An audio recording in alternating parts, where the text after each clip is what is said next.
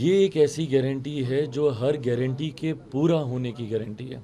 मेरे प्रधानमंत्री का नाम हर गारंटी को पूरा करने की गारंटी है और ये पिछले एक दशक में इस बात का हम लोगों ने अनुभव किया है। रह रहकर जितने ज्वलंत विषय थे, जिस तरीके से उनको पूरा किया गया, जितने विवादित मुद्दे थे, जिस तरीके से उनको सुलझाने का काम किया गया, ये इच्छा शक्ति इसी प्रधानमंत्री में हो सकती है।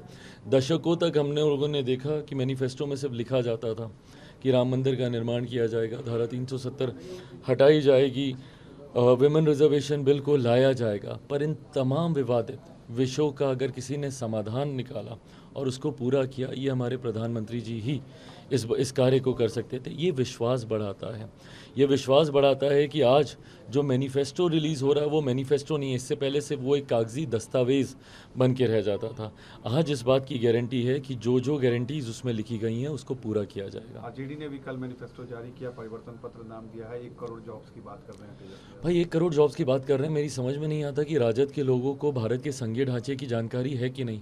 मात्र 23 सीटों पर जो पार्टी चुनाव लड़ रही है वो देश के 140 करोड़ लोगों के लिए, या तो वो उनके लिए कर रहे हैं या से बिहार के लिए कर रहे हैं। अगर बिहार के लिए कर रहे हैं तो संभवतः ये समझ ही नहीं पा रहे कि ये बिहार विधानसभा के चुनाव नहीं है, ये देश के चुनाव हैं। मुझे नहीं पता कि राजद कब राष्ट्रीय पार्टी बन गई, मुझे नहीं पता कि देश के कितने राज्यों में इनके विधायक हैं और इनके सांसद हैं कि इस तरीके से ये घोषणा पत्र लेकर आ रहे हैं। जिनकी अपनी सरकार अभी तक बिहार में नहीं है वो देश का मैनिफेस्टो तय करें, ऐसा होता नहीं है आम तौर पर। और जब ये लोग 1 करोड़ की बात करते हैं, बताएं ना इनके पास वो विजन क्या है। सिर्फ घोषणा करने से नहीं ना होगा भाई, आपके पास वो रोड मैप होना चाहिए।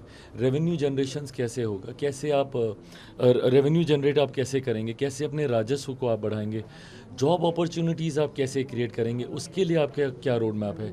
सिर्फ बोल देने से कि हम 1 करोड़ रोज़गार दे देंगे, ऐसे में बोलने के लिए तो भैया 140 करोड़ की आबादी, आप बोल दीजिए हम लोग 150 करोड़ लोग को रोज़गार देंगे, पर बोलने से नहीं होगा, उसका रोड मैप तैयार करना होगा। 15 अगस्त को कहा उन्होंने कि परिवर्तन होगा, युवा जो है बेरोजगारी से इस बार लाल किले से हम लोग ऐलान करेंगे। भाई 10 साल से झंडा फहरा रहे हैं भाई बहुत अच्छी बात है, आप लोग ऐलान कीजिए, पर आप ये भी याद रखिए कि एक लंबा समय बिहार की जनता ने आप पर, आपके परिवार पर विश्वास किया है।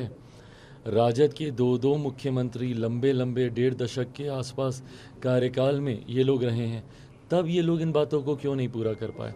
आज जब मोदी की गारंटी सामने आई है तो इनको भी अब समझ में आ रहा है कि ये प्रलोभन हम लोग दें।